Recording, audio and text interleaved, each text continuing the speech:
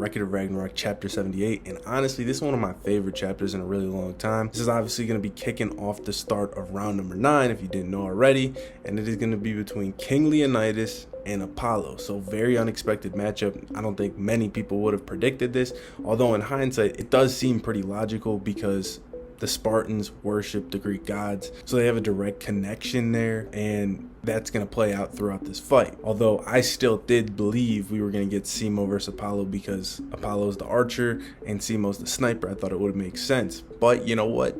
As this is marinated for a little bit, I'm really liking this, and I really enjoyed this chapter. So the chapter starts off with us seeing a shot of Apollo's island in the sky. He's got his own private island in the sky, which makes sense. You know, I mean, these gods are like the richest of the rich, and he has this beautiful palace with gardens and fountains and all these different perfectly placed arch structures. And as they're walking up, it's Ares, Hermes, and Zeus, so the two brothers of Apollo and his dad, obviously.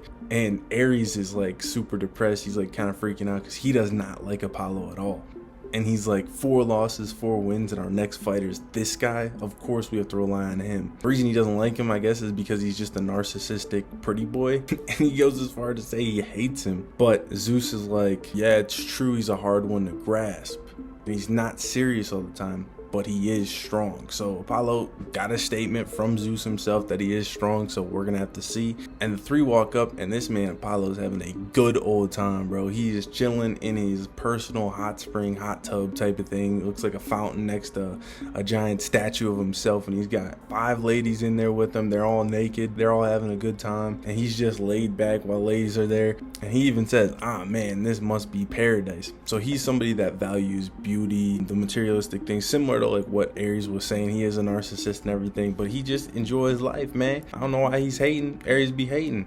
I actually really liked Apollo in this chapter. Zeus comes over, he starts laughing. He's like, it seems someone is having fun. And Apollo's obviously surprised to see them, and he's also surprised when they tell him that he's gonna be going next in Ragnarok. He's like, that shit's still going on, so he hasn't been paying attention to anything, so he's in for a rude awakening. Ares gets even more pissed off. He's like, look at this guy. This is what he's doing while we're in such dire straits, like while we're fighting for our lives over here in Ragnarok, watching our brethren die. He doesn't even know. He's just having a good old time. Apollo just like ignores what he says and like emerges out of the hot spring.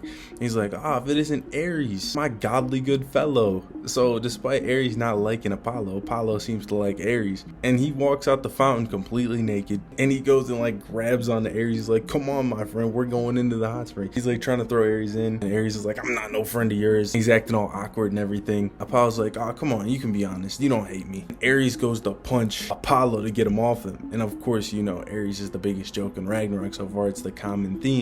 So of course there was no chance in hell this was going to land on somebody that's going to fight. So he goes to punch him. Apollo sees it clear as day and dodges him and trips Ares into the ring. But he really isn't talking shit, he's just still happy-go-lucky. And then he gets in this ring. He's like, well, doesn't it feel great? And then he looks at Zeus. He's like, so what'd you come here for, Gramps? That's when they tell him, of course, he is going to be going next. And like I said, he is surprised to find out that they're even still fighting. He's surprised to find out that it's tied 4-4, and 3 of the losses were none other than the Greek gods. So Zeus flat out does address the elephant in the room, that 3 of their losses are Greek gods. He doesn't really go into much detail about it, but I like the fact that he pinpointed this and he's clearly thinking about it. I think it is all going to tie in later. There's a couple theory videos on my page talking about the Norse versus the Greek and everything like that, so that could still be at play, especially if somebody like Apollo loses in this round for sure, so keep an eye on that. It's revealed that Poseidon, Hercules, and Hades died. Apollo's girls are like terrified. They're like freaked out.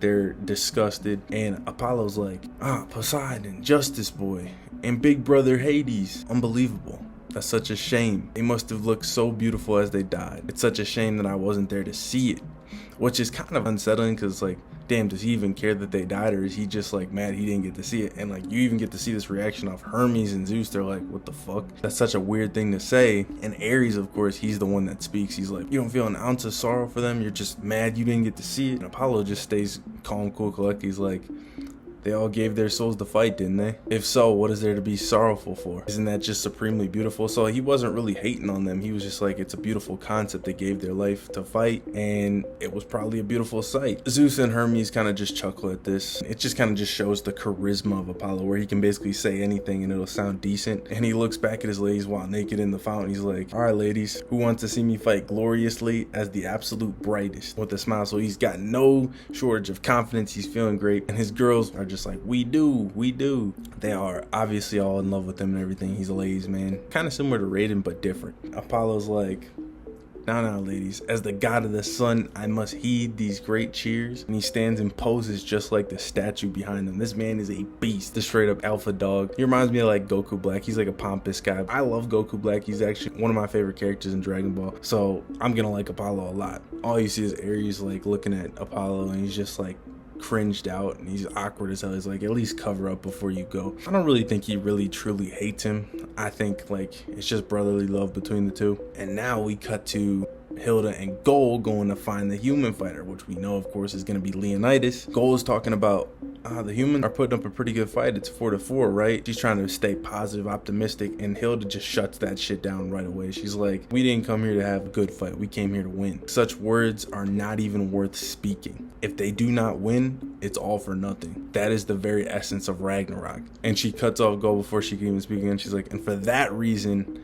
I've chosen this man to be our next fighter. This man, of course, being King Leonidas, and we see his door with 2 Spartans guarding it, his waiting room, and it's different from all the other waiting rooms we've seen. So even the teased ones that haven't got their fighters revealed, some people thought that there was a room with chains on that was going to be Leonidas. It was not his room. He has his own separate room. It's like this stone wall with a symbol in the middle with a circle around it. It's completely different. So the other ones, still unconfirmed who they are. And Hilda actually has a statement here that's very interesting, which is going to be really something to watch for when the official translations come out, because she says, yes, this is the man who is known as the mightiest rebel in human history. Now, I've also seen some people saying that this says the mightiest king, and it kind of coincides with what Heimdall says later, because Heimdall calls him the mightiest king later. So if this says mightiest king, that would kind of be like, well, shit, is that just saying he's stronger than Shin? Right? But I mean, you always take these statements with a grain of salt anyway, because they hype up every single character in the show. Everybody has a strongest statement in this show. Nonetheless, though,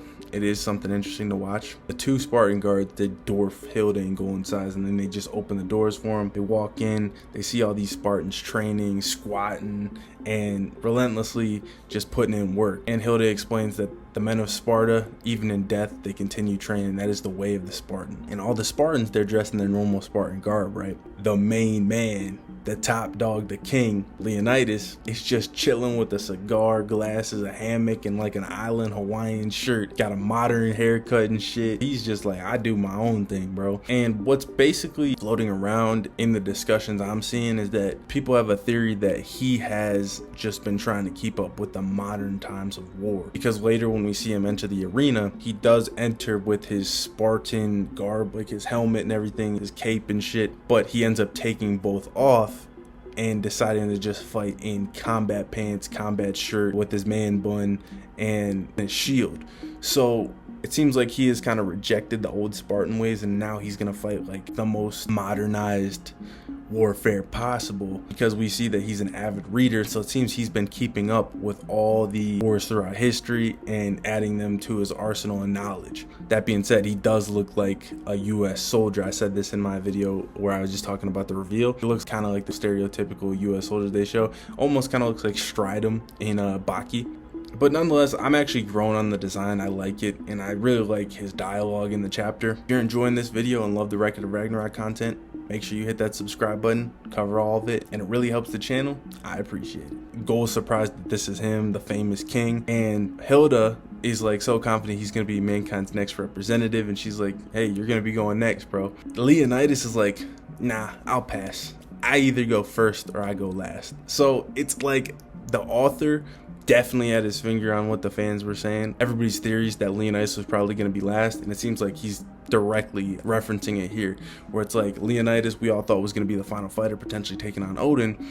He even himself sees himself as either the first or the last fighter. Pretty cool that Leonidas probably thinks that he's the strongest human on the roster. It also might be the first time we've seen one of the humans deny Hilda's request to go out there. We obviously saw Locke deny as a Valkyrie, but that was for Jack the Ripper and everything. It wasn't like the human fighter itself. Hilda's way of convincing him to go fight is by showing him a picture of Apollo and being like, look, that's such a shame because you're the only man throughout all human history, throughout all 7 million years of it, that I think can beat this guy. And she shows him Apollo. So that's another hype statement for Leonidas. Is that true? Does she really think he's the only human? Now that could also be matchup based, but it also seems like she's just being manipulative here to try to get him to go fight, keeping control of the situation. She has a little smirk on her face as she says this. She obviously knows and had this matchup in mind from the beginning, probably similar to Jack and Hercules. And she does a takeaway here where she actually turns away from Leonidas as she says this and just says, oh, my apologies. Guess we'll go find somebody else. And she starts walking away. Leonidas' eyes spring open when she says, he's like, hold it. Did you say Apollo, the god of the sun? And Hilda just looks back, she smiles, and she's like, yup, exactly him. Leonidas gets up at that point, and he's like, he's sure got a real punchable face, that little shithead. They worshipped him in Delphi. Sounds good, I'm in. He agrees to fight because of the opponent. So Hilda obviously knew this was probably gonna happen, and Gold's like, did you just call a god a shithead? And he's like, takes his cigar out, he's like, look here, little girl, there's 3 things that I like in this world. A good book to read on my hammock, some wine with a side of Spartan cheese, and punching some shitty, uppity god right in their smug teeth. He hates the gods. And as he said all this, his calm demeanor completely flips. He goes into demon mode. Like I said, he breaks his own glasses. His hair springs out wildly. His veins start pulsing. He rips off his shirt, and he's like, you got a deal in the name of Sparta. I'll kill that god. Then after this, it just cuts right to the battle. No hesitation, and I really love this arena. It's simple, but it looks like the Coliseum. It's just got a circle. The giant wall is up. There's no place to run or anything. So it looks really cool. I like this arena. It's real simple, but I like it. See the crowd going crazy. Heimdall starts doing his usual hype. And he says, where did the mightiest people in human history come from? No other place than Sparta. No matter who you ask, that can be the only answer. These men devoted their lives to endless training. They were born for battle and died for battle.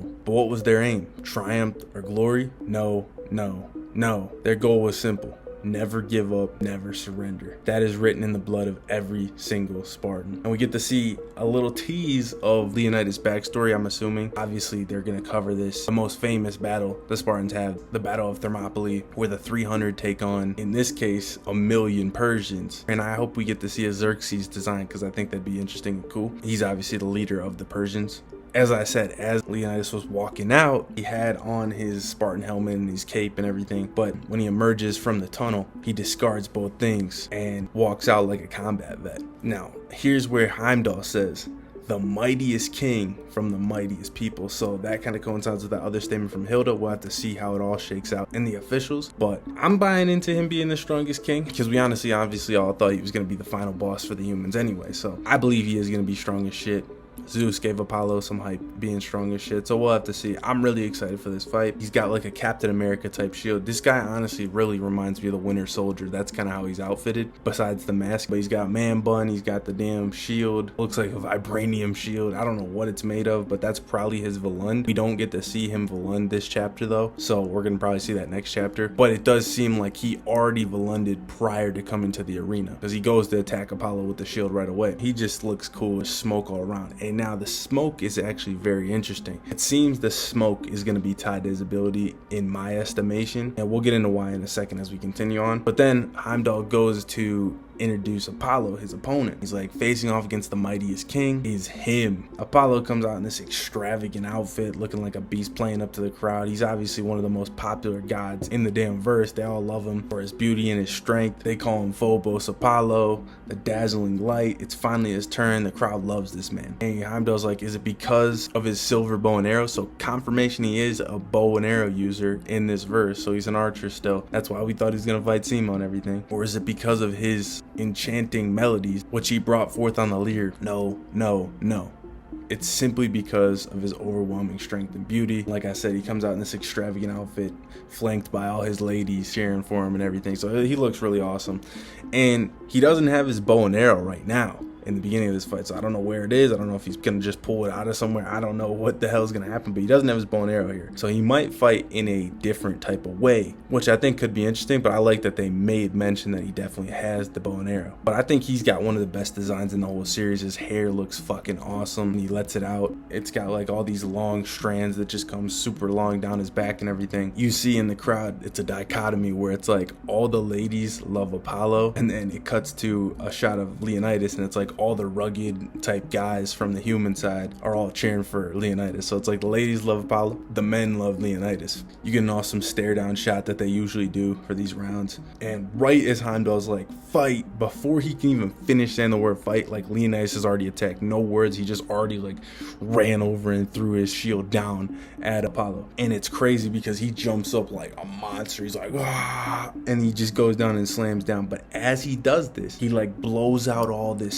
smoke, because he still has the cigar in his mouth at this point. And Apollo sees this attack coming, and you see a close-up of his face, and it's like all these lines come out, and he dodges it. And Leonidas pull like full power in the strike, like he meant to kill him right away. And then all this smoke is around where Leonidas landed. Bull's like, shit, was that a false start or something? And Hilda's like, nah, he simply attacked right when it was time to go. What's wrong with that? And Apollo is just discarding this man, similar to kind of how Poseidon was. It's similar, but not the same. He's like, sigh. How unsightly. And he's just like flinging his hair, acting like that was no big deal to dodge him. A cowardly brute force attack. You can't even hold yourself, still waiting for introductions. How animalistic and very like you humans. You dare show me such insolence, irreverence, discourtesy, and arrogance? You're gonna pay for that. At this time, we see Leonidas is like bringing the smoke back into his mouth, loading up his cheeks like that. Then he like lets it all come out through his nose, and there's just like a smoke cloud that forms around Leonidas. It's really actually awesome. Like the panels look sick. And when he lets all the smoke out, he finally speaks, and he says, same as ever. I see you, little shitty sun god. And Apollo's surprised. He's like, same as ever? You know me? But shitty? Such an uncomely word. You don't mean to call me that, do you? Though if you do, you're courting divine judgment. My boy is cold. I really like Apollo. I really like Leonidas though, so I'm kind of 50-50 on who I want to win. Leonidas says, I can't stand you. Not then and not now. Look here. I hate you more than anyone else in the entire world. Shithead. And then that's the final panel of the chapter. I was a little apprehensive on Leonidas' design at first. I want him to look like a Spartan, but I'm growing on it. I'm liking it. He's that grizzled, rugged war veteran, while Apollo's that young, vibrant, narcissistic kind of punk. But I'm loving Apollo because he's actually quite nice. He's just confident, and people seem to be hating on him. He seems like he's not really that bad. Now, maybe we'll see what he's done in his past, but you know, he looks cool. I'm actually kind of rooting for Apollo, I'm not gonna lie. Alright, so Record of Ragnarok chapter 79, the translations are finally out, and of course I'm here with the breakdown. So as I mentioned in my leak video, this is gonna serve as Leonidas' first backstory, not really from his perspective, but from the perspective of Haggis, one of the Spartans that followed him into battle in the Battle of Thermopylae, obviously the famous battle of 300 versus the 300,000 Persians. Basically what we find out at the beginning of the chapter is that like everybody revered this man, even the little children. Everybody looked up to the king of Sparta, and it said that whenever Haggis speaks about Leonidas, even as an old man, his blood boils even though it should have already dried up. It's because he was so passionate with his reverence for him, and basically with all the events that transpired that we're going to find out about here. Whenever he saw his back, he could not help being excited. I'm just an old man now, but I think I could still fight. Whenever Leonidas' name was brought up, the soldiers, their adrenaline would start pumping. He was literally just the most motivating figure in their world, and just by staring at his back as he led from the front, a king that led from the front, they all believed they could win against any odds imaginable, even if it was against 300,000 enemies. And it's also stated he was a man that lived before Christ. So if you guys know, Jesus is actually in the manga. He showed up during the Buddha fight. He's one of the four sages, including Buddha, Socrates, Confucius, and of course Jesus himself. So they state he lived before Christ. Also, there's a picture of the old version of the Christian God when Adam comes out, and then they directly reference the Bible. So Christianity is part of Record of Ragnarok. Since then, countless heroes of all ages and countries have been born. We get a statue of Abraham Lincoln there too, which was cool. He's like, however, I dare say that King Leonidas I is the man who has received the most admiring gazes on his back in the history of mankind. So he believes Leonidas is the most admired man. Obviously he's biased though. So 480 BC, the Battle of Thermopylae is what we're building up to. Xerxes was riding his war elephant with his army of 300,000 Persians marching on Greece, and we got a design for Xerxes, which I said I wanted. We got it. He looks pretty decent, actually. He looks pretty cool. He's a fighter. They didn't make him like a bitch or anything. And basically what ends up happening is that he was planning on marching forward, but it was during a time when the Spartans were told not to fight. Now, who told them not to fight? None other than Apollo. So this is what kickstarts the absolute disdain Leonidas has for Apollo, even in the current story. We find out that they had like this giant statue of Apollo where they were praying to him and everything, and all the elders were saying, no, we're not able to fight. We're not allowed to fight the Persians, not during the Carnea festival, which is the time period that Apollo told them not to fight. And Apollo had told them if they go to war during the Carnea festival, his divine punishment will be upon them. Now, where have we heard divine punishment before? Obviously Zero Fuko and his crew. The festival of Carnea is a ritual that literally serves to honor the glory of Apollo. So that man, of course, we knew he was a narcissist already, but he told them, you guys must worship me, no fighting during this period. And no military action was allowed. And they got this information because Apollo is stated to have actually descended down to earth at one point, and he directly told the people of this land. Now, this was way before Leonidas' time, of course, so he had no direct meeting with him, but this oracle of Apollo was passed down from generation to generation, something that was non-negotiable. Then you see various other people like pleading with the elders like, look, we have no choice, like we must stop the Persian army before they invade Peloponnese. We must attack them now, otherwise we will not be able to resist them. Like the positioning of the battlefield will just be completely at their disadvantage if they don't stop them where they are now. And he's like, if that happens, the people of Sparta, what will happen? What will they do to us? Like we will fall. Like we're supposed to be this great warrior nation, like we're gonna fall if we don't hurry up. The elders, like, they just keep pushing it away. They're like, are you telling us to disrespect the oracle that our Spartans protected for hundreds of years? Look, don't worry about it, we will fight after the festival. And the dude's like, bro, we don't got time, bro. Like I fear it's gonna be too late, but he can't do anything, of course. Elders, they just are naive as hell. They're like, look, we're one of the greatest military forces. There's no way a delay of a few days is gonna result in our defeat. And then they shut this dude down, so he can't get another word in. That's the oracle's rule. And we get to see Haggis, who was like eavesdropping on the conversation. He's like, well, it's the oracle's rule, can't be helped. It's gonna happen, and somebody's gonna have to decide what to do about it. He knew that that guy's pleading was gonna be for naught.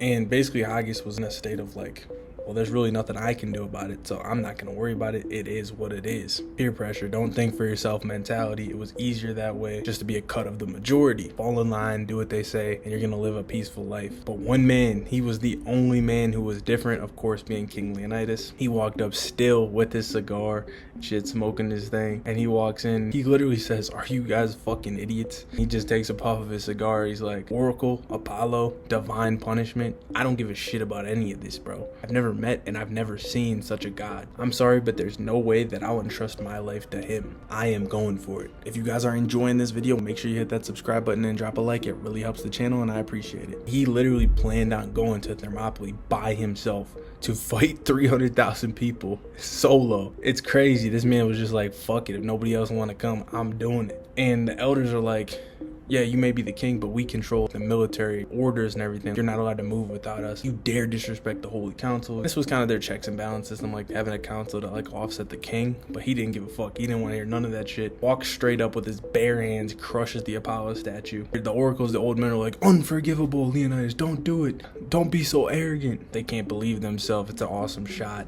And Leonidas, blood on his knuckles, says, with this, if divine punishment falls upon someone, it'll be me alone. Do you have any problems with this? The oracles are speechless until one of them speaks up and says, wait, you've destroyed the oracle that has lasted hundreds of years. No one is going to follow you. You're going to your death by yourself. Why do we need to go now if we're going to face divine punishment anyway? Why do you want to fight that much? Are you that bloodthirsty? They're talking down on his name, and I love this from Leonidas. He said, I don't want to fight. I'm tired. I don't want to die either. I'd rather have a drink and take a nap, but it's what has to be done, so I'm gonna do it. It's so crazy, bro. He's literally like the definition of a stoic man. He don't give a fuck. He knows that they have to do this to preserve Greece. He knows that he alone, if he didn't step up, nobody else was going to. I love this character, man. He grows on me more and more. Nevertheless, now it's time to fight. Whenever we fight, we fight at our own will. That is Sparta. We don't take orders from no one. We do what needs to be done when it has to be done, no matter the repercussions. And he walks off, and Haggis just looks at him in disbelief. The guy that was so nonchalant before, he completely inspired. And he says literally his body moved on his own. He didn't even know what he was doing, but he called out to Leonidas, despite thinking that what he did was so foolish, because of course, like, not one man could take on 300,000 men. But he calls out to him and he's like, I'm coming with you. He's crying. He's like, I'm coming with you. He was so inspired. He was moved, and he wasn't the only one. 298 other dudes pulled up right alongside him. The most brave, courageous of them all, the 300 Spartans, and they walked alongside Leonidas to the battle, yelling, Leonidas, we will follow you till death. And they were all captivated by their leader, the king of Sparta. And Leonidas didn't even expect this. He was literally 100% prepared to fight on his own. He's like, you guys know this is a war, right? They're like, yeah, we're with you. If you go in to do it, we're coming with you. And they're like, come back with your shield or on it. You either kill me or I get you. We're not afraid. We are Spartans. Leonidas, cold as hell, doesn't even really react, takes his cigar out. He's like, shit, do what you like. Let's ride, man. We going. And he's got a sword and shield. So he doesn't actually have a spear, which is very interesting. We thought Leonidas might use a spear even with his new Volund, which we'll get into later. But no, he was using a sword in the old times alongside his shield. But the other 300 are using spears. So he's the only one using a sword. The narrator states, thus fate, no, Leonidas, the one who rebelled against the gods, and 300 Spartans went to battle. And there's just beautiful shots. This is the Battle of Thermopylae. You see the scale of Xerxes' army. It's massive. Leonidas sees this army standing up top. He sees Xerxes. He rides up on his elephant, and he leads his guys into battle. And Leonidas, as he charges them, he's like, to the cowards who can only come with a big army, let's show them all how Spartans fight. Haggis says, 300 men against 300,000 enemies. To be fair, I was a little scared during that time, but thanks to that man, for the first time in my life, I felt alive. No regrets, and he doesn't believe any of them had any regrets. The narrator says, that's right, the king and even all the 300 knew that they were going to die in that battle, but it didn't deter them in any respect. And basically what this served to do was they drove back and held off the Persian army, which essentially saved the country and allowed the rest of Greece to finish off the Persians and end up winning the war in the end. They died in that battle, but they won the war and saved the country because of the sacrifice. That was their victory over life itself. And we get an awesome shot of Leonidas, like with cuts all over him and everything, on his back, on fumes, jumping after Xerxes on top of the elephant like a beast. And Xerxes right there fighting. We don't end up seeing what transpires here at the end, so obviously it looks like Xerxes probably is the one that ended up killing him, but it still served to show the greatness of Leonidas. It was his back, that man's back, that mesmerized all the soldiers, reinforcing that lead from the front mentality. Now we're back into the present day with Leonidas and Apollo talking. We see all his 300 Spartans in the crowd cheering him on, Haggis, of course, at the forefront. And he says to Apollo, do you understand now? Your shitty orders became the oracle of Sparta. They blindly followed whatever you said. I wasn't with that. You are a real pain in the ass. Besides, I hate being ordered around by others. I'm gonna make sure I settle things with you. Got it? This dude Apollo is like, what are you mad at me for, bro? I told them not to fight. What do you mean by settle things? There's nothing I need to settle. I'm cool. I kindly told them not to fight. I gave them a pleasant and peaceful order, didn't I? I don't even care about you, bro. Like, you think you're gonna step to me like I just gave them peace? If you wish to talk with a mighty person such as myself in the first place, and it says you have to warm up first, got it? And this is where he does that Chin Shi Wang pose mock thing. I don't know if that's gonna be the official translation. When all is said and done, like, that might change, because that seems kind of weird. I don't really even know what that means. I don't think he's directly mocking Chin. I don't think he even saw Chin because he wasn't watching the fights. He just knows, like, Hades died. I don't even think he knows to who. When he does this pose, though, Leonidas is enraged, like he's gritting his teeth, biting down on his cigar. He's mad as hell. And this is the first time we actually get to see him whip out his Volund.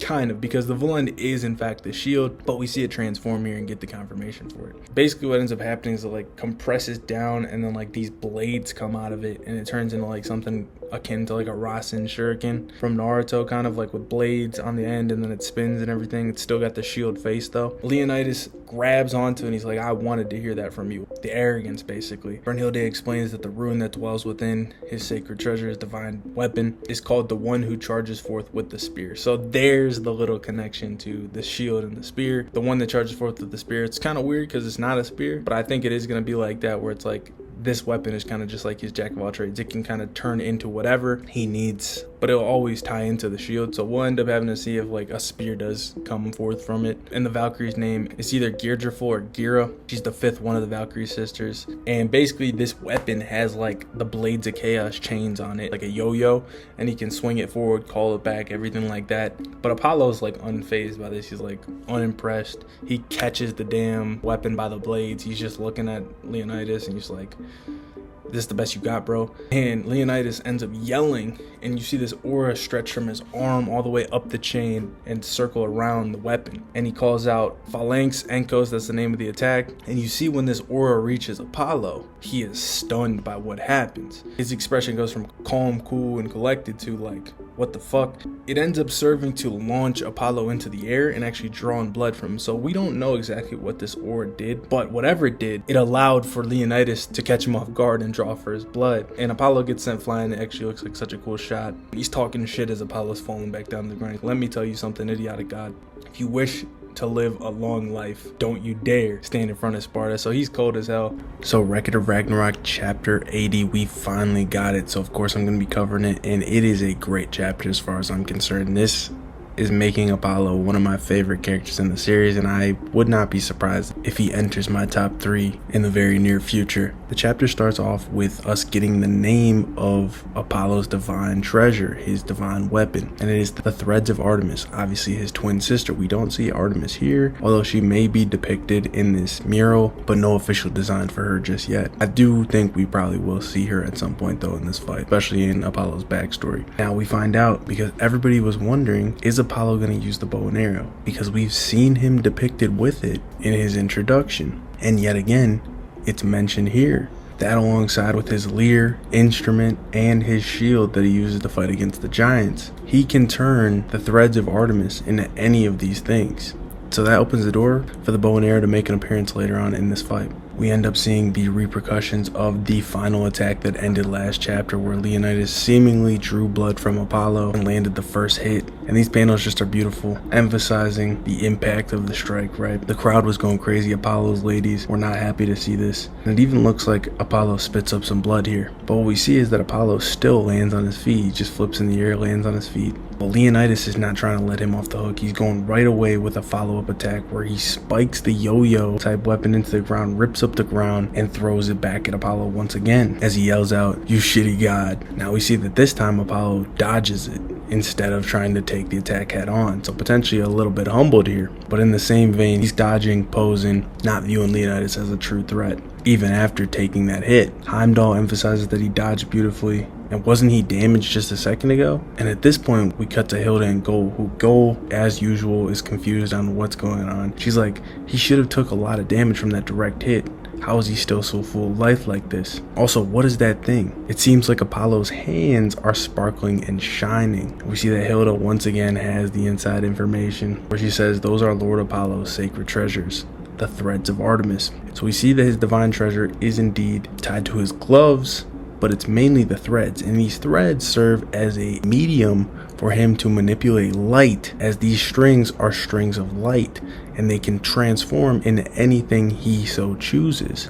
I personally think this is great. This is like the first time we're actually going to get to see a Greek god use some of their supernatural abilities. He's using light powers, which I love, so I'm all for this. Hilda continues on and actually reveals that he ended up taking off some of the force of Leonidas' strike by wrapping the weapon up in strings. I don't know how he did this, but he did it. He did still spit up blood, so I think he did take some of the force, but it wasn't nearly as damaging as it could have been. And she says, the strings of Artemis can be used as both weapons or shields, and having such versatility, it truly is in the strongest class of divine weapons. So he's got one of the strongest divine weapons we've seen so far in the series, and personally, it's now definitely in my top 2. I love Buddha's staff, but this is a great fucking weapon. So at this point, Apollo's feeling himself, loving the energy, right? He extends his hands out and he transforms his gloves into gauntlets, wrapping the strings around his hands. And basically what it ends up looking like is Thanos Infinity Gauntlet. Like, these are beefy gauntlets,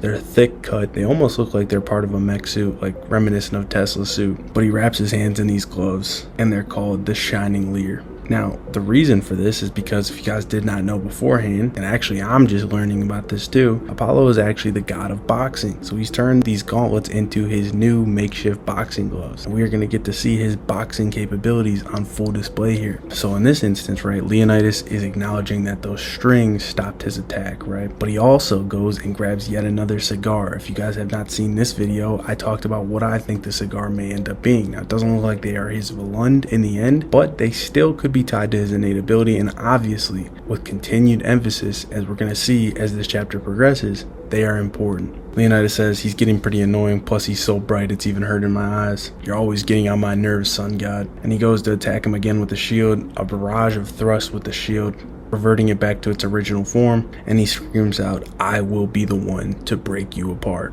In this instance, we get a very impressive showing from Apollo, just dodging with multiple after him, just something synonymous with the record of Ragnarok. We've seen a ton of fighters do this: Shiva, Tesla, Poseidon, etc. Even Hajin, I think, showed after him just in his fight with Buddha. But Apollo dodging all of Leonidas' shield strikes, looking completely confident, unfazed, and unimpressed with Leonidas. We see that he's able to dodge all this unscathed, and Zeus actually goes on to mention, yeah, he is indeed the god of boxing. His footwork is second to none. I love this. Being a fighter myself, I'd love to see they're actually going to use his boxing fighting style here.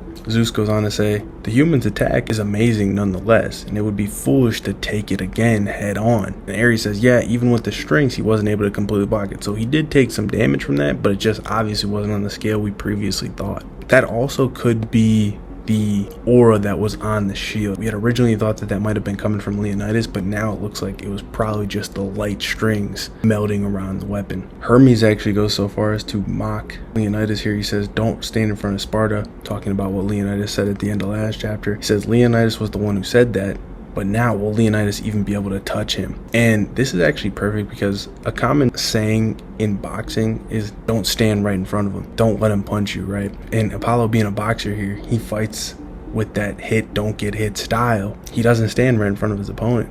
So again, loving this. We see more sequences of Apollo dodging. We see another emphasis on the cigar, where Leonidas puffs out the smoke in conjunction with his shield thrust. We see that once again Apollo is just too fast. He closed the distance real quick and lands a huge monstrous punch on Leonidas, crumpling his face. Leonidas blows out an enormous amount of smoke, so he might be setting something up here with that. But this is actually such a sick fucking sequence from Leonidas here. As Leonidas gets punched, right, he catches the chain of the yo-yo weapon with his foot to stop its momentum and kicks it back and misses Apollo by the skin of his teeth, bro. Like, this was sweet. It was a damn innovative technique. Leonidas adapted and almost caught him. Apollo acknowledges how durable Leonidas is, especially for a human. And at this point, Leonidas spits out blood, so now we've seen both of them have been damaged. He says, how about being a little more humble, you shitty god? And again, tries to attack to no avail, gets caught with another sweet counter punch. And we see once again, they've done this before in Record of Ragnarok. They reference Muhammad Ali. They're like, float like a butterfly, sting like a bee, and Apollo is lighting up Leonidas at this point. And they make mention he's outboxing him, like, period, point blank. He's hitting, he's not getting hit, he's outpointing him, right? But this ain't a point fight, right? This is a fight to the death. So the crowd, especially Leonidas' side of the crowd, is saying, he's a wimp, bro. He's frightened, scared. He's running scared. Don't run away, Apollo. If you're a god, fight like one. Fight fair and square. How you gonna be running from a human, right? And Haggis, the man we saw last chapter, he's saying, man, if Leonidas could just lock him down on a spot, he'd win for sure. Stand your ground, Leonidas. If you're able to stop his movements, you're gonna win. They use this same trope that a lot of people try to use, like, on fighters in real life, where they're like, oh man, he's running scared, right? If he would fight like a man, he'd lose. Apollo's actually listening to all this. Even the gods are mentioning, like, hey, fair and square, hand-to-hand combat, wake up. Like, this is kill or be killed. Like, he's got to do what he's got to do to win. Why would he do something so risky? Like, he's fighting smart. Don't hate on him, right? Which is the true sentiment. But Apollo hears both the negativity, and he also hears the gods even kind of agreeing with him, just being like, yeah, he's fighting smart. And Apollo does one of the most alpha things I've fucking seen in this show, and that's saying something when we got characters like Qin Shi Huang, Buddha, and Tesla with their quotes. This is almost actually more impressive than any of that, because this ain't no quote. This is all action. He does this shit with deeds. You see on panel here a barrage of different things all fluttering into Apollo's mind. He's hearing the entire crowd, bro. He's a showman, right? And what he decides to do is because they said he's scared to fight head to head. He whips out the strings again, draws a line in the damn sand, in the damn arena, right? Straight forward, straight back. Him and Leonidas in the center, and he says, "Oh, seems like the ring is too wide. This is just right for you and me, don't you think? Fitting of such a mighty person such as myself." The crowd is stunned. Not another peep from their mouths. Even Leonidas, like, he's taking this as straight disrespect. He's like, "What are you planning? You really gonna patronize me like this? Like, you really think you like that?" And Apollo, another cold ass quote, says, "What are you planning? Such a silly question. Everyone is looking forward to this fight, right? You're good at your own game, and I'll defeat you at it." Dude, I'm telling you, Apollo might end up being my top 1 character, bro. Like, he's got the action behind all his statements. He is cold as hell, bro. This guy is a fucking beast. He said the supreme being who will always live up to the expectations placed upon him is the god of the sun, Lord Apollo. Learn the name, remember it. I'm here, what's up? Now, of course, this could end up being his undoing. Trying to play into his ego too much, trying to play to Leonidas' strengths and beat him at his own game. But I can't help but love this. This reminds me of John Jones, if you guys watch MMA. John Jones, he's like the greatest fighter of all time. He decided in a lot of his fights in his prime that he was going to beat the guys he was fighting, the killers, the murderers row, with their own game. The things that they were best at, he tried beating them at, and he succeeded. And it reminds me of that. John's my favorite fighter. Apollo reminds me of him. I'm Team Apollo at this point, bro. He's so cold. And honestly, like, he's just that dude. He's him. Period, point blank. Record of Ragnarok chapter 81. And this chapter is phenomenal. The most action-packed chapter we've gotten in this fight so far. And it's full of fucking badassery to the maximum capacity, bro. Obviously, you guys know we're picking up from where we left off last chapter, chapter 80, with Apollo laying down the gauntlet that he doesn't need to fight in his traditional way to beat Leonidas. He doesn't need to be floating like a butterfly, stinging like a bee, running around the ring, playing the range game. Because don't forget, he's a boxer. He's the god of boxing in this verse, and he is the best boxer there is. So he plays that range game, hit, don't get hit, perfectly. But he heard the crowd talking shit, right? About him not standing in front of Leonidas, running around, running scared. So he drew that gauntlet and threw the lines in the sand, said, "Nah, we're gonna fight straight head on. Me and you in this fixed closed space." And we start the chapter off with a little statement about Spartans. It says, "There are words passed down in the land of Greece. They say, if you wish to see tomorrow, don't stand in front of Sparta." At the Battle of Plataea, a head-on clash between the Persian army of 300,000 and the Greek army of only 10,000 was an annihilation. With only 91 casualties, Greece destroyed the enemy. At the Battle of Thermopylae, 300,000 Persians were held at bay by only 300 men. Obviously the 300 Spartans, a legendary story. The Greeks have endless admiration for them, telling their stories with awe. They say, no matter what you do not stand in front of Sparta. And it's an awesome shot of the Spartans looking like battered, bloody, but never beaten, and always looking like some straight up savages. Right back into the fight, obviously picking up right where we left off. As I mentioned, Apollo and Leonidas staring each other down, and Leonidas is fuming. He is pissed off. And on the flip side, Apollo's girls are excited. They're obviously in awe of Apollo. He's got the most charisma. He's that machismo, man. He's oozing machismo. They're like, how merciful of you to stand in front of a mere man. But this, like I said, it's building up anger for Leonidas. And then you see all his Spartan brothers angry as hell. They're like, damn, we told him to stand toe to toe, but to be disrespected like this, to look down upon us, you think you're getting away with that shit? We see Haggis, the man that was narrating Leonidas' backstory, the man that has the closest ties, right? He's like, in our Spartan history, this kind of treatment is the biggest humiliation. Gotta say, man, this is fucking sweet. Like, this whole idea, both of them. But we see some of the gods and they're like kind of losing confidence. They're like, wait, Apollo, what are you doing? Like, why would you do this? You had the upper hand. Why would you make it easier for him? Even we can see that he's lethal in a toe-to-toe battle. Then we, of course, see Ares, who's freaking out. He's like, I knew this guy was a clown. Why would he do something like that? This is his brother, mind you. But Zeus says, well, that's Apollo for you, so it can't be helped. That's the source of his strength. And that's how Apollo became unbeatable. So a fucking cold ass statement for Apollo. Unbeatable Apollo from Zeus's mouth himself. Obviously, Record of Ragnarok, king of statements. Every character gets a statement, but to hear that from Zeus is pretty cool, that he has such high regard for Apollo. And Ares retorts with, however, I think you're underestimating his opponent. And Hermes is like, Ares, you really are worried about Apollo, aren't you? And Ares is like, yeah, damn right I am. And Zeus says, then just as usual, trust him and watch. I don't know how Zeus is still remaining this confident after seeing his brothers, Poseidon and Hades, get clapped up. Like, all his confidence that existed before the tournament should be gone by the wayside. He should definitely not be as confident as he is now. It depends on if they are going to make Apollo stronger than Hades and Poseidon, but it's like, damn, bro, like, if he's not, I don't know what the fuck he's talking about. Zeus says, you guys know what I'm talking about. He always lives up to the expectations of those around him. So these statements, man, they're obviously setting up Apollo to get humbled. Zeus says that aesthetic is what makes Apollo shine, and it's what makes him stronger. So basically, it's like however bright he is shining,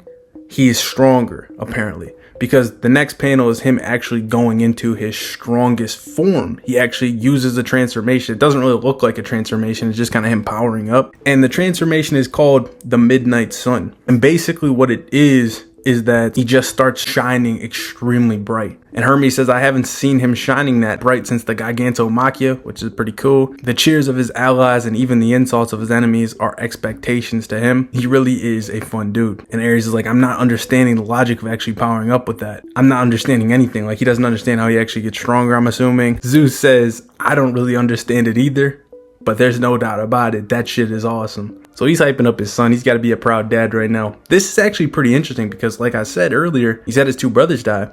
Hercules was his adopted son, but now his actual son Apollo, if he were to die, I think this is going to hit pretty hard for Zeus. You guys probably know that if you've seen my Evil Odin theory, the Norse takeover and all that, could be Zeus's breaking point if Apollo dies. Zeus then says another absolutely ridiculous statement for Apollo. He cannot be confined by logic or common sense. That's why Apollo is so strong. So you could try to get this man over concepts, like they had Zeus over the concept of time and shit. You guys know the formula by now. Gold's freaking out. Hilda's the one that's stoic and calm, cool, composed. And she's like, this is bad, Hilda. Gold then mentions Geirdraful is the proudest of the Valkyrie sisters.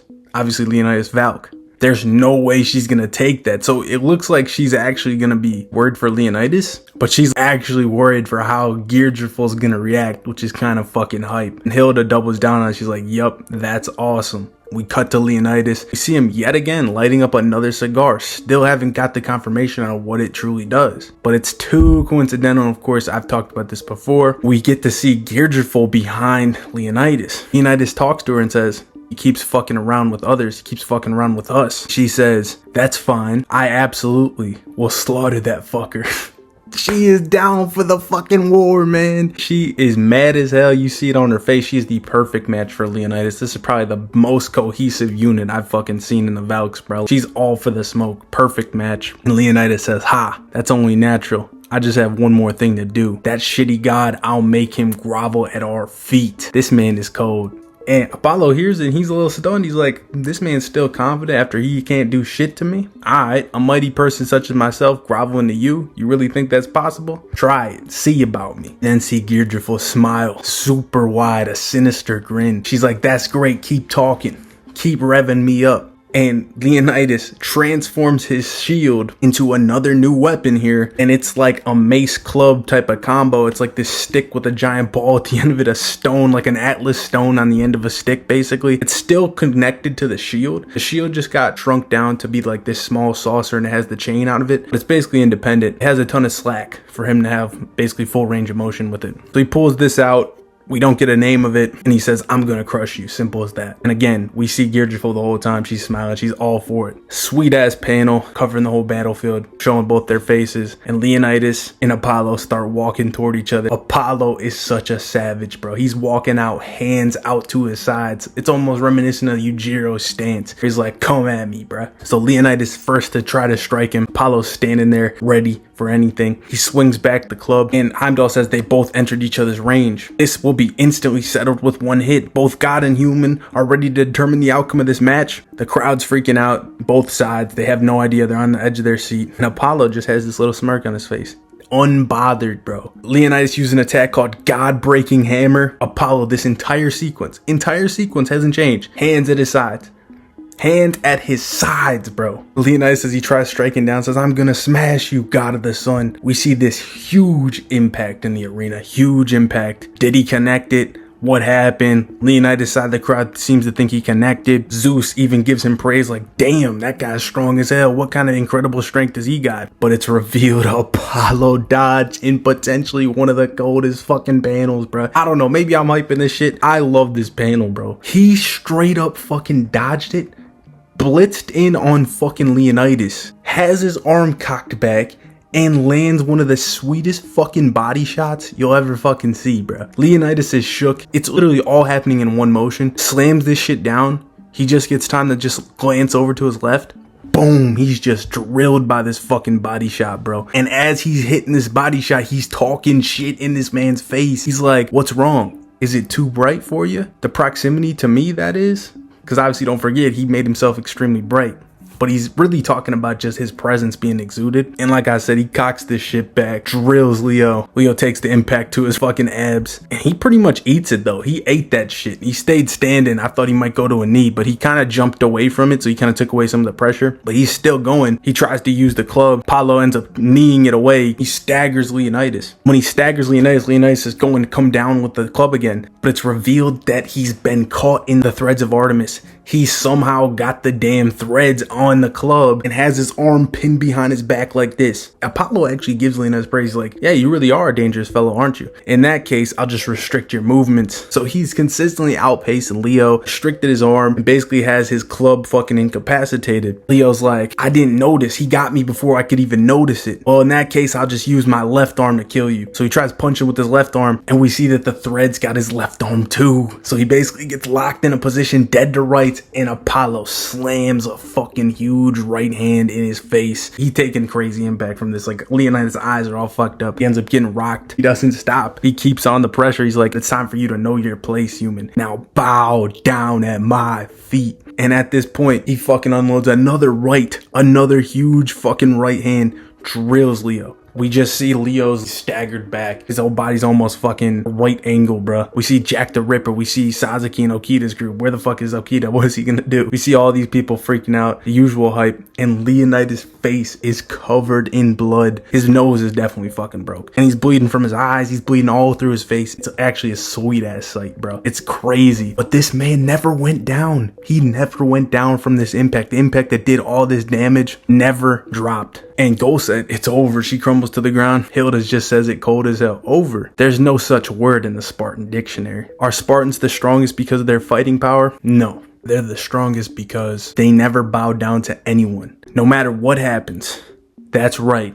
He'll never yield, even to the gods. That's his pride. He used every ounce of his strength to stay standing up. He did not go down. Never was going to bow down to his knees. He was never going to give Apollo the chance to look down on him in this moment after talking all that shit, after fucking embarrassing him in front of his brethren like this. And at that moment, Haggis says something dope. He's like, gods, behold, this is Sparta. This is Sparta. Bro, I swear, bro. This is one of the best panels in Record of Ragnarok, bro. He literally uses the momentum from the threads as he went back with them, launched himself forward, and headbutted the fuck out of him, bro. Literally, Apollo's leaking blood out his nose. He's reeling. He's rocked. He's like, holy shit, he can't believe he just got hit. And Leonidas fucking cocks back the shit. The threads got broken. He said, I told you. And at this moment, we get a double spread of Leo and Geargiful saying this at the same time. That you would be the one who would kneel before me. Bro, this shit is dope, man. This is a fucking huge attack. This attack he's been trying to hit this whole time. That fucking God slaying Warhammer. This shit connects fucking clean as fuck on Apollo. You see Apollo as he's looking up at this fucking strike. His nose is bleeding. He's fucking shocked. There's nothing he can do. He gets slammed by this shit. And the force was so much, it didn't slam him into the ground and just bury him. It slammed him in the ground and this man bounced like a fucking basketball fucking 20 feet into the air. Everybody is speechless. Leonidas lets out a puff of his cigar and he says, how does it feel? How does it feel to be looked down upon? And just fucking lets out the smoke. This man is cold as fuck, man. I'm telling you, this is my favorite fucking fight in Ragnarok. I don't give a fuck. We aren't even close to the end, I don't think. This is my favorite. These two, I never liked two characters as much as I like these two characters in this fight. Obviously, I love Jack the Ripper and Hercules. It's fucking unique. But man, this shit is well on its way, bruh. This is fucking beautiful. I love this fight. I love the fighting style. I love the boxing. Love Leonidas not backing down. Love Apollo fucking being so confident, so cocky, and that's the source of his power. What amps him, how confident he is amps him. And he is on the ground kneeling before Leonidas. Truthfully, looks like he's kneeling. How is he going to respond? How is he coming back next chapter? I could have Ragnarok chapter 82. Chapter starts off with us getting the aftermath of course, Apollo getting hit with that huge shot from Leonidas last chapter. With his girls in the crowd crying, he is face down in the rubble. All this ground is broken. It's a crazy sight, and the girls are saying, no way, Lord Apollo can't be in such a state. Heimdall exclaims, Leonidas' counter violently exploded, and Leonidas looks like a beast, puffing on his smoke as if he's truly smoking that Apollo pack. The indomitable Spartan king finally managed to knock the god of the sun to the ground, and he's standing over Apollo as his huge ass heavy weapon is in the ground. Apollo's in the dirt right in front of him, and Leonidas is truly basking in his own glory at this point. Truthfully, we all know what he should be doing. He should be rushing over there to try to finish the job, but he didn't for whatever reason, obviously plot reasons, and maybe just because he's being arrogant in his own right here. So he's puffing out his cigar. The crowd, the human side of the crowd seems to be saying, amazing, with just one blow he managed to turn the tables. That's the strongest king of Sparta. His Spartans in the crowd are very proud. They're yelling, Sparta, Sparta. Brunhilde freaking out. She's like, hell yeah. Then we actually get to see Jack the Ripper and Locke. Locke is extremely excited for her sister, obviously. She says, even after he received all those blows, he refused to fall. And Jack says, tremendous spiritual power and a strong body. The Spartans are truly some of the most fearsome fellows. And he sips his tea. Now we actually get some really cool shots of Jack here. But then Locke gets mad at him and she's like, Spartans aren't the only one. Don't forget about my sister. Who do you think is fighting alongside him? When Geirdrifel becomes angry, she is truly terrifying. I've already seen the sight of that before, and it's just like a little gag scene that you see. Jack just agrees with her. He's like, hey, that's pretty hopeful. And then we see that Locke is like kind of on edge. She's very happy, but she's also kind of praying in a sense for Geirdrifel to make it out of this as the victor. We then see Geirdrifel say, oh boy, check that out. Her and Leonidas have the best dynamic. I said this in my last review. They have such cohesive personalities. It is not even funny. She's like, oh boy, check that out. What do you think, narcissistic god? And Leonidas is just smirking, smoking on his cigar. She's like his lackey on the right side, bro. Heimdall says, is the match over already? And we start to see the energy kind of shifts. Leonidas' face kind of goes from smug and content to like kind of anger, and Heimdall says, no, the sun didn't burn out yet. Fucking amazing line. And Apollo starts standing back up. He's dripping blood from his face. We finally get the reveal, and he's got this huge gash coming down from his forehead all the way down through his cheek. It is crazy. That's how much damage he took. This is huge because this is about how everybody was thinking and everybody was perceiving Apollo to be so self-righteous, so arrogant about his own appearance, and we're gonna get the truth behind it here. Heimdall says, what a sight. The god who's perhaps the most beautiful is now showing off an appearance so broken that I can barely look at it. His girls can't even fathom what's happening. They said they can't watch. And Leonidas, with some more cold-ass dialogue, says, don't stand in front of Sparta, got it? Go back to sleep. Go back to sleep. It would be unfortunate to expose yourself in such a humiliating state, wouldn't it? So this reinforces the way that Leonidas views Apollo. And what's very interesting about all this is that he had Apollo completely wrong. He thinks that Apollo is going to be reacting in a way where he's in absolute despair over his face. Like the common trope for a self-righteous character and a very arrogant character, their precious face has been hurt. Now he's going to crumble. Now he's going to have a tantrum. And that's like kind of what they started setting the standard for. And Leonidas is the perfect type to fight against that kind of character, but the status quo here is completely shattered. As Apollo first dialogue of the chapter says, humiliating. On the contrary, Leonidas says, come again. Apollo says, you understand what I'm talking about, don't you? The current me whose soul is burning just to defeat you and trying to fight is more beautiful than anything else. He is not wavered an inch. He is more reaffirmed now than ever before. Leonidas looks stunned. The crowd saying, beautiful, huh? He's trying to act tough. That's not the kind of thing you should say after being ripped apart like that. They went head on against each other and he ended up like that. He either don't know his own place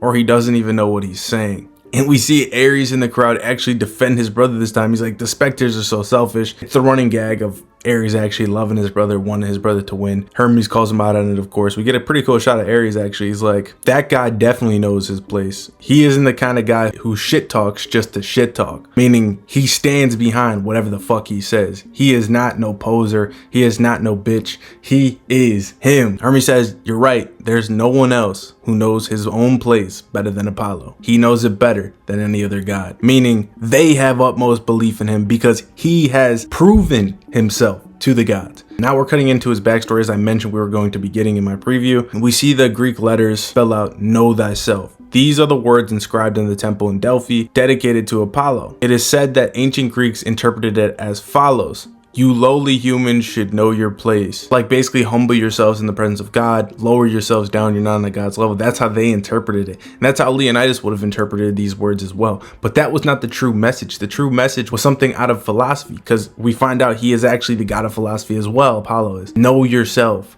Get your true potential out of yourself. So Socrates once said, it is a shame for a man to grow old without seeing the beauty and strength of which his body is capable. Now I forget the word for what it means when your mind, your body, and your spirit all reaches its full potential, but you guys know what I mean if you were familiar with this stuff. That's kind of what Apollo's representing here. As the god of philosophy, as the god of, he almost represents enlightenment more than Buddha, which seems blasphemous, but they're similar, you know, where he's like, no, everybody should reach their potential. Everybody should know themselves fully. Absolutely. We're finding out more and more, and you peel back the layers, you just see that Leonidas was clearly the one in the wrong here. He had the wrong view of Apollo. So we see that Apollo is the god of philosophy, god of poetry, god of medicine, god of archery, god of music, god of prophecies, and the god of the sun. And the people thought that it was like a warning from him that said, know yourself below the omnipotent god Apollo. But that was not his divine will. That was truly the opposite, as I just explained. So then we cut into the truth about some of his backstory, and we see that this ancient monster was ravaging the city of Delphi. His name was Python. Basically, he had been banished from the land of the gods because of his appearance, and he took out his rage on the people. He attacked constantly for no other reason than just for vengeance. And it got so bad to the point where Ares actually sent his royal guard down from the heavens to go fight him, and Python was still able to defeat these royal guards. They're probably very similar to the ones that went to take on Hercules' village earlier in the story. So Python was destroying all these people, and then one day Apollo himself came down. Now we find out that Ares didn't ask Apollo to go. Apollo just went, and he had a cold ass line when he did it, because Ares was surprised, like, what? Why the hell would he go? And Apollo said, the sun rises without being asked, and a friend's expectations are always met even when they're not asked for. So he's just a savage. I love Apollo. And basically what Apollo does when he goes, confronts Python, he says, you're the one who beat the living shit out of my brother's men. Isn't that right? To live up to my brother's expectations, a mighty person such as myself will deal with you. Python's like, what are you talking about? But whatever, I don't really care. To have one of the 12 Olympian gods come all the way down here to fight me, it's like an honor. This is perfect. I'll tear you apart. And then right away on cue, Apollo just punches the fuck out of Python, slams him in his face, and knocked him down with a single punch. And Apollo says, better give up, I'm the winner. And Python says, this shitty god, I'll kill you. I'm not done yet. Just because I took one hit, I'm not. And then he thinks to himself, what is this strength? He's too strong. But then he's like, nah, I'm not going to let a guy like you beat me. Let's continue. And Apollo just looks at him like, kind of confused. Python screams out, I'll not be defeated yet. Apollo just stops him. He's like, oh, I see. Okay, let's leave the rest for tomorrow. I'm gonna crash right here on this bed. You go sleep elsewhere and we'll wrap it up tomorrow. And Python's like, what the fuck? Who is this guy? But he did it. He went away. He came back the next day and the next day and the next day and the next day. And every single day, Apollo would whip his ass. But he would never kill him. On the final day, Python he was crawling on the ground, just battered, beaten down. He's like, shit, I cannot lose. I cannot lose yet. Not to a guy like you.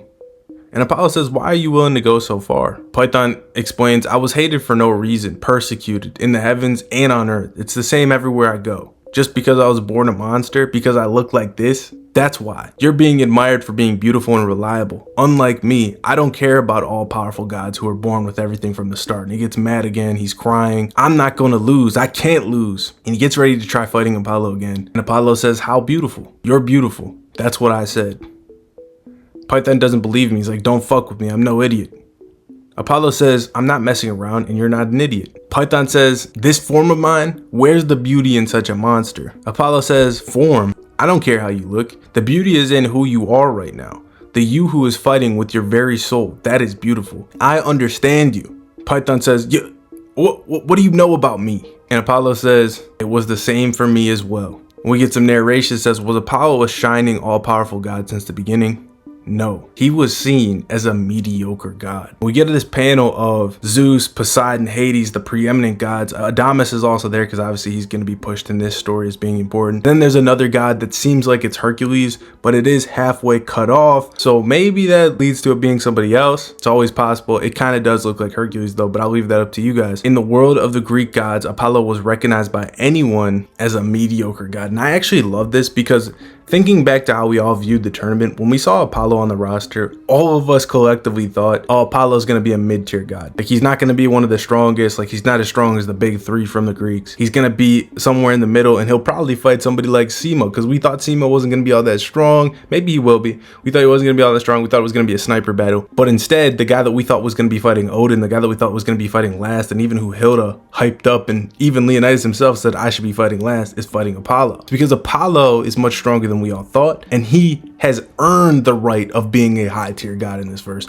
I love that, and I think that this was a great callback because I think the author knew what he was doing, making it like this. God of philosophy, god of poetry, god of medicine, god of archery, the same things I talked about earlier. Apollo's peculiar talents were not inborn talents. He acquired them all through bloody hard work, and we see this training montage of him doing all the things that he's the god of and earning the titles of the god of said thing. And the mediocre god who had nothing earned everything. He was included in the 12 Olympians and eventually became Helios, the god of the sun, Phobos, Apollo, and he was praised. When Python hears this, he falls to his knees. He says, you and I were the same. Apollo says, the unbeautiful are those who are satisfied with the present and stop moving forward. Those who rest on their laurels of happiness and good fortune. Those who know themselves know that they are not enough. Those who know themselves know that they are weak. Those who know themselves are not afraid to change. Those who know themselves must speak. And this all hits home with Python. He breaks down in tears. He says, but I've hurt people. I can't take that back. And Apollo looks at him, cold ass shots of Apollo, by the way. He starts walking away from me. He says, a snake whose tail is stepped on can bite a person. You would probably use violence to protect your own life, right?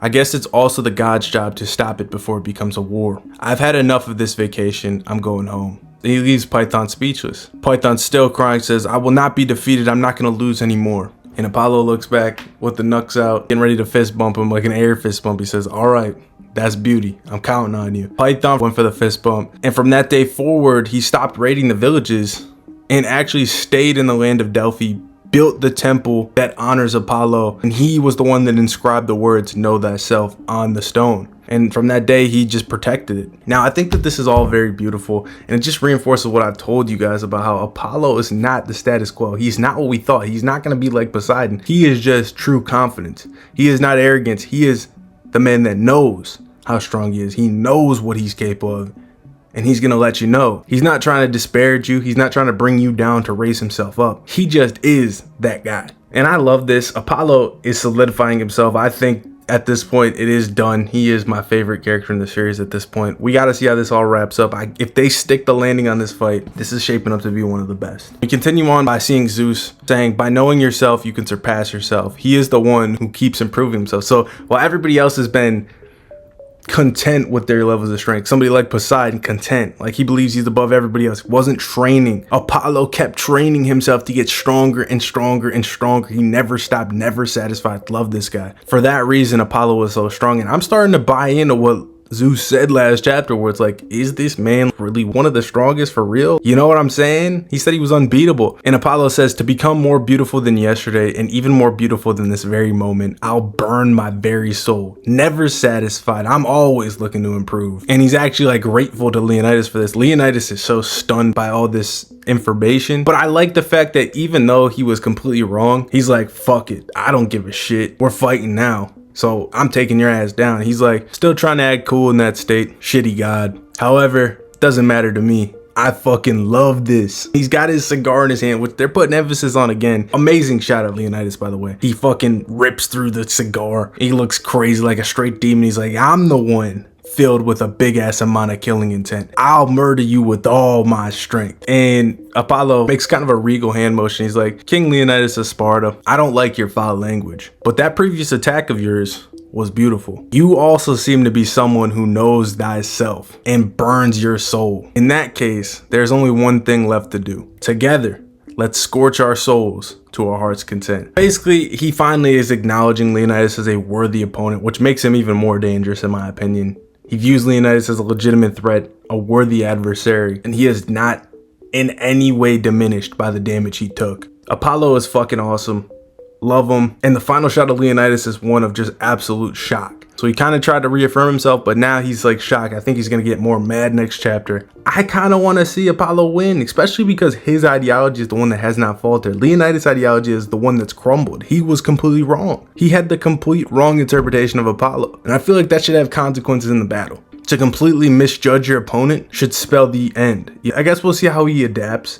We'll see what this cigar ends up being, if it is revealed to end up being his true valent or is revealed to be his innate ability. We'll see. But man, Apollo is fucking earned all the respect that I thought he was going to earn. He just keeps getting better each and every chapter, and I love this fight and I love everything about it. Of course, this was a backstory centric chapter, not a lot of fighting, just a lot of dialogue, which is consistent with Record of Ragnarok. I will say I'm a little bit disappointed we did not get to see Artemis, because she is like a major force for Apollo. She's his twin. His divine weapon is called the Threads of Artemis. I thought she was going to definitely have a big role in that, but for some reason, whatever reason, the author is not showing a lot of female characters. Aphrodite's there, and we got to see Shiva's wives, but they've held back Hera, Zeus's wife. They've held back a lot of female characters to where it's like, I don't know what the reason is, but I think that there is a reason for that. I want to see Artemis for sure, and I kind of wish we got to see more of what made Apollo like this. We kind of got to see like how he acted. But it was for a reason. It was to prove the point that like Leonidas was completely wrong. I don't know if we'll ever get it. I hope we do one day. I like the chapter. Cannot wait for next chapter, which will be all battle heavy, more than likely. Record of Ragnarok chapter 83. It is finally here, fellas. We are at the finale of this fight. This is truly the final round, the conclusion. We have a winner. It's over officially. Chapter starts off with two statues, one of Apollo, one of Leonidas, with both their logos, the Spartan logo and Apollo's logo. The two of them stare each other down from across the battlefield, and Apollo starts doing something with his hands. He closes his eyes and acquires focus. All the threads of Artemis spring out of his arms in this wild formation. Leonidas jumps away instinctively. Apollo then absorbs all the threads of Artemis back into his fists and brings his fists together. At this point, Goal says Lord Apollo united the Phobos Lear. What is he trying to do? Hilda says, no way, that technique. Which is a little odd, because it's like, damn, she knew about this technique and just never disclosed it. It's like, damn, maybe you want to tell your fighter what the fuck is gonna be coming. Apollo brings his two fists to his face. He opens his eyes and he says, come, Artemis. All this bright light starts plaguing the crowd and plaguing the arena. Crowd's like, whoa, what is that? My eyes, my eyes. Apollo's gauntlet is releasing a powerful light that has never been seen before. Then suddenly, all that light disappears. At that moment, you see the ground cracking. All the tiles on the ground of the fucking battlefield break apart. This black figure emerges from the ground. It actually looks like black goo upon first look, but then when it's fully actualized, fully revealed, we find out that it's this giant statue of Apollo's sister, Artemis. The moonlight of Artemis is what they call this statue. It's got these giant claws. It's got the threads of Artemis intertwined into its hands. Heimdall says, what is that thing? A huge statue of a goddess appeared behind Apollo? Apollo just has a smug smirk on his face. Ares says beautiful. Hermes calls him out. In typical brother fashion, she's like, oh, what was that just now? He keeps making fun of the fact that Ares really loves his brother and wants him to win and everything. And Ares just like, fuck it, I'm not even gonna try to act tough right now. To be honest, that guy's just truly beautiful, bro. That's my brother out there. And Hermes like gives him praise. He's like, all right, that was honest, finally.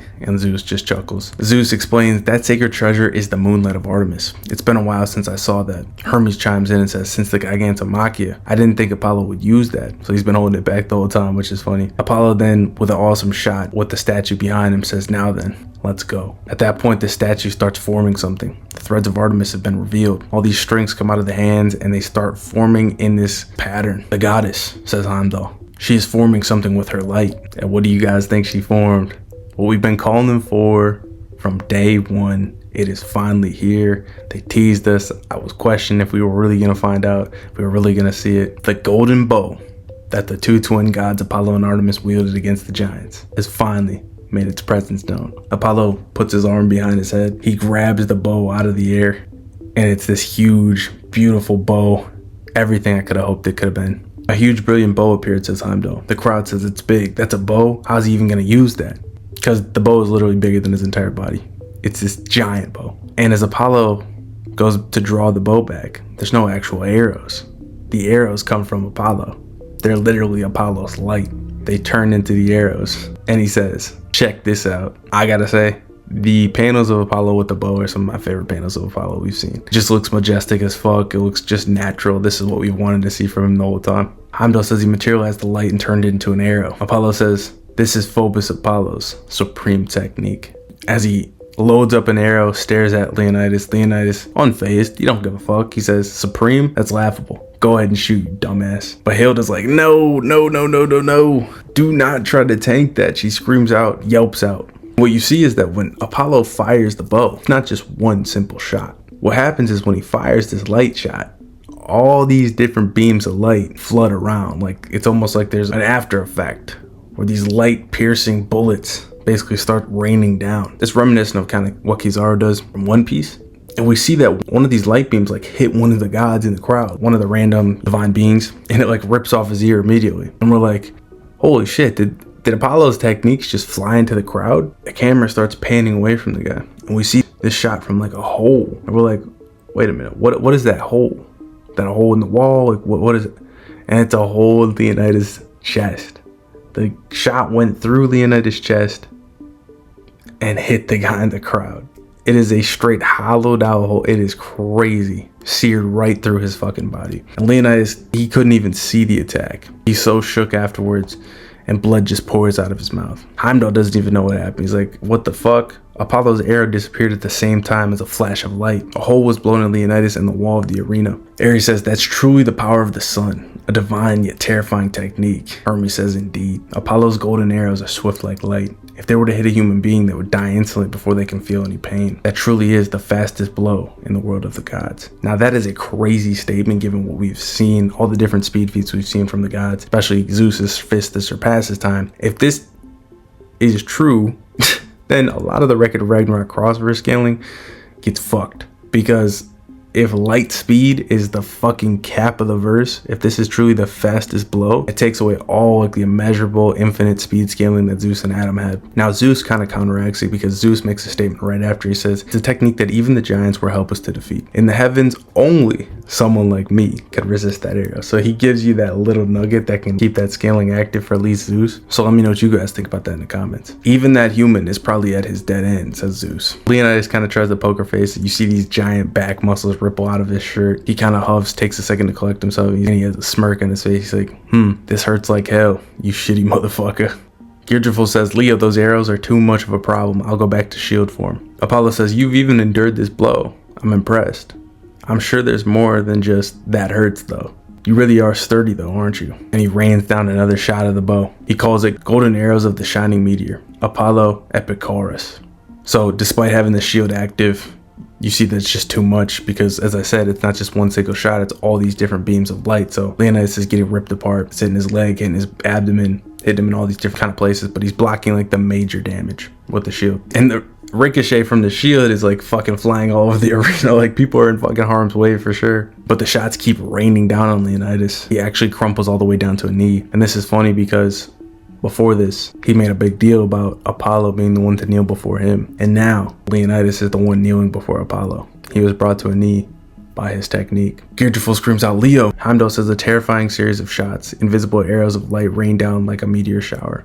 Leonidas is completely helpless. But in that moment, we pan back to Leonidas. We see that there's this giant puddle of blood around Leonidas' feet, but that doesn't stop him. He reaffirms himself, slams his foot down on the ground and says, gotta be careful. I was about to take a nap because it was so comfortable. Obviously he's being sarcastic, but it's like he was about to pass out right there from the pain, from the damage. Like he was already at his wits. Gearful says, I thought so, but we have to think about what to do about the invisible arrows. Leonidas cuts her off. He says, don't worry. If I can see it or not is irrelevant. It's just an arrow.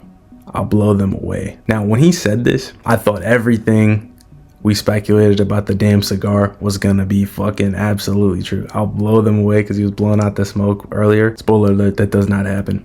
Apollo says, I commend you for enduring this long. For that reason, I won't let you suffer. I'll end this now. And in that moment, you basically see like Leonidas, he just gets hit with a torrent of rage. He gets so pissed off. He's like, it's not over yet. And as Apollo fucking shot a beam at him, it almost looked like time slowed down for a second for Leonidas, and he fucking blocked the arrow, completely deflected it back. And what happens when he deflects it back is it catches Apollo off guard. He basically fucking gets hit by his own light arrow, fucking flies through, hitting Apollo through this statue and just flies into the wall or whatever. It didn't take Apollo's arm off completely, but it basically cut a slit all the way up his right arm and basically makes it very hard for him to draw arrows now. So this was significant. Heimdall says he deflected it. Ares, Hermes, they can't believe it. They're all a little bit shook. They're like, he managed to deflect that? Wouldn't that mean he can see Apollo's arrows? And Zeus confirms, no, he can't see it at all. It's instinct. That human, he must have gone through countless hells on the battlefield. The instinct of a warrior that he acquired from experience. That is what made it possible for him to shoot that arrow at a god. I like this because, you know, the way that they portrayed Leonidas in this, he's like that experienced combat vet. I like that. Now, do I think his instinct is going to allow him to react to this? I don't know. You're trying to call that precognition, whatever you want to call it. I understand why they did it. Ares says instinct. You mean intuition? Zeus just kind of laughs at him. He's like, you could say that as well. You're going to get semantical with me, I guess. Zeus says now, he took so many arrows, he's at his limit. And the pool of blood is still there, obviously. His Spartans in the crowd like Lord Leonidas. Zeus's energy completely shifts. You know, his face is dead serious and his eyes are all blacked out. And then Apollo is the same. He's also at his limit. You get the reveal of like the true damage that happened to his arm. The girls in the crowd are like, Lord Apollo, his right arm is cut. He can't draw the bow like that. And Leonidas says, seriously, saying things like, I commend you or I'll not let you suffer. What a stupid thing to say. Do you really think that I would be grateful, of all people, to receive such words from a god? Who the fuck do you think you're dealing with? You're dealing with me, goddammit. I love this. Leonidas is a beast. Scream is still defiant, still the mightiest rebel. All Apollo can do is smirk at this point. He says, you're a twisted motherfucker, I'll give you that. That's exactly what you are. I can't stand people like you. But even so, it's still a little bit beautiful. You're becoming a real man, you bastard. Can't wait for the official translations because I feel like it's going to be executed a little bit better, that dialogue. Because they do this like pan in shot of both their faces. And it seems like this is the moment where Leonidas actually respects Apollo. Apollo says, let me ask you something. Why do you fight so hard? Is it simply for revenge against me? Or is it to protect mankind's salvation? What is the reason? And Leonidas at this point draws yet another one of the cigars. They put emphasis on it again. Dope ass shot of him lighting up another one with the blood all over his fingertips, blood coming down his face. Says, I don't care about either, to be honest. Right now, it's my time to fight. That's it. So kind of a switch up because obviously the only reason he decided to fight this early in Ragnarok is because it was Apollo. So he did want revenge against Apollo. We got the reveal that all his preconceived notions about Apollo fell flat because had a wrong interpretation of him. But the thing that I like about this is that it doesn't matter to Leonidas. I talked about how there should be consequences for his preconceived notions being wrong. But with Leonidas' personality and with his mentality, fuck all the prior knowledge. Fuck what anybody thought before the battle. We're in a fight now. That's it. That's all that matters. It's now just me versus you. I don't give a shit who you are, what you stand for. It's my life versus your life. Kill or be killed. That's it. That's pretty badass. Leonidas says we don't get to choose how we are born. So how we live or how we die, it's up to us. And you know what I just noticed? As he said, we don't get to choose how we're born. We get to see a shot of some of the other humans, the usual suspects, Okita and Sasuke for sure. But we also see Jack the Ripper. And when he says when we don't get to choose how we're born, there's emphasis on Jack the Ripper and his eyes are shadowed. His Valkyrie actually looks at Jack the Ripper. So that's a really cool detail that they added in because what they're doing is they're putting emphasis on the fact that, like, you know, Jack was born in such a shitty situation. He's remembering it. Leonidas says, I only follow my own soul, nothing else. The most willful man in the world. This is the Sparta I've been aiming for. Apollo says amazing. All Leonidas Spartans in the crowd scream out his name. They slam their shields into the ground and scream, we are with you. Leonidas gives them acknowledgement, gives them the nod and says, I got you. He says, geared, you're full. Let's go. Let's do it. Our final transformation. Heimdall screams out, Leonidas' shield, it's changing again. This aura like takes over the battlefield. And I'm at this point thinking, spear, spear, spear, spear.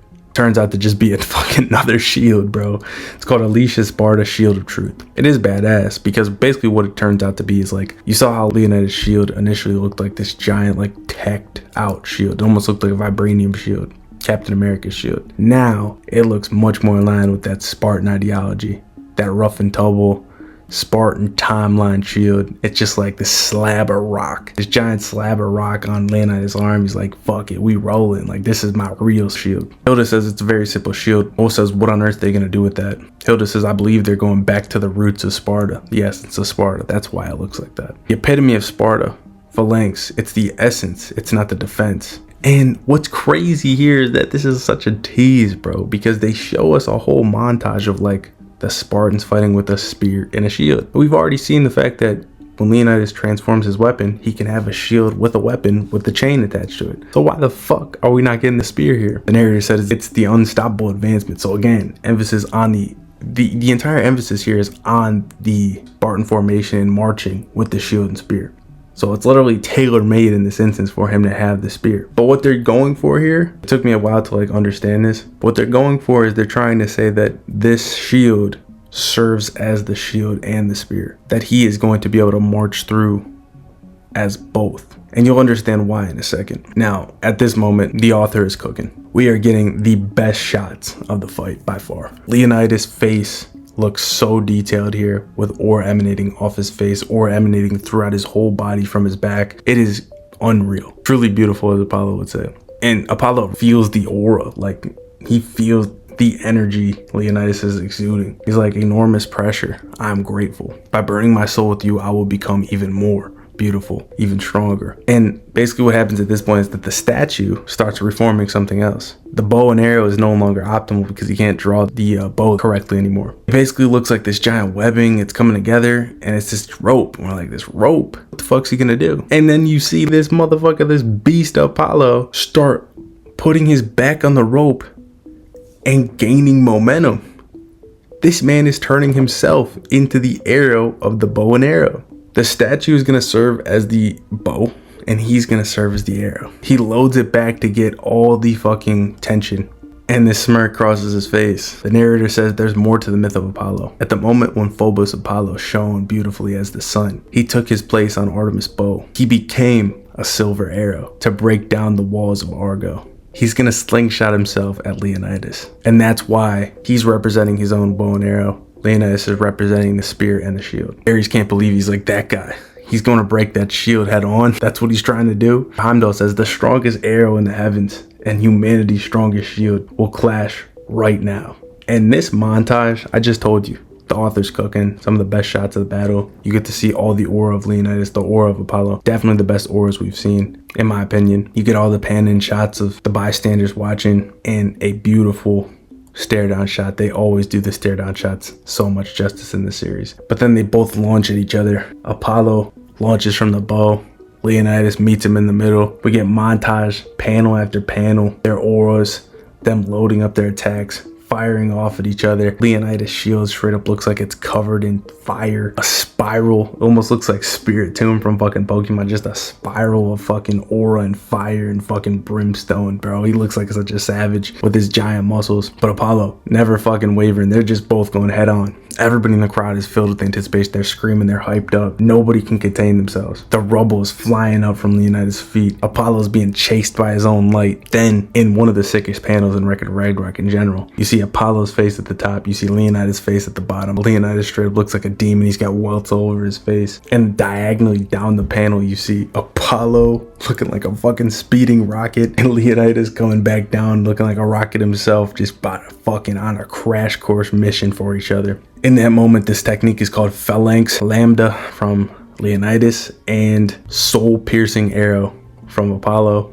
They meet in the middle, and you know how it goes. Leonidas using the shield, the smaller thing pierces through the bigger one. Leonidas' arrow, his silver piercing arrow, pierces straight through the shield, and he cuts straight through it, puts a hole in Leonidas' fucking body. It's a savage scene. Leonidas is stunned. His mouth opens, blood splatters everywhere. His great shield was shattered. But at this moment, like, you see he's stunned, you see he's fucked up, blood splatters everywhere. Geirjaful is yelping in pain. She got fucking rocked. But in that moment, she knows what they need to do. She screams out, Leo, do it, do it. He loads up this giant punch. He's like, I got this motherfucker where I want him. I'm gonna punch him down. He redirects Apollo's arm. He pushes it away. Apollo looks shook. He looks up at Leonidas. He figures out what's gonna happen. And Geirjaful screams out, let's give him. And simultaneously, just like what happened when they did the giant club swing, they both together say, "How?" On this arrogant face of yours, says Leonidas. But you know what the saying goes in boxing. You know who the king of boxing is, the god of boxing. Straight punches always beat looping punches. Leonidas was trying to put everything into this final shot. Everything corked up into this giant punch, this giant swing with this huge windup. Apollo was too quick for that. He saw what was coming and instantly just said, fuck it. He redirected my attack, boom, quick with a little jab straight through Leonidas' body, and it was too late for Leonidas. Right before his fist could land, Apollo had already pierced him, and all you see is Apollo's eye looking a hole straight through Leonidas. All Leonidas can do at this point is laugh and acknowledge it. He says, seriously. As always, he's making that annoying face as he turns into the crystal. Now, I've seen some people talking about this. They think that Leonidas potentially could have got a draw here if he would have landed the blow. Kind of similar to what they said about Hercules. I don't get that interpretation at all. He definitely wanted to kill Apollo with the blow. Apollo just landed first. Because what Leonidas does is like he ends up pulling the fist back to his face. But he doesn't have the strength to finish the blow. Like, he had the strength to pull it there, but he doesn't have the strength to finish the blow, and it was already over. And Apollo didn't look worried anyway. All of the people in the crowd, Haggis is bawling. Everyone that admired that man's back, everyone who followed him, they're all weeping. Even the elders who shunned him and were pissed at him for breaking the statue and didn't aid him on his war effort. Leonidas says, did you guys see what happened?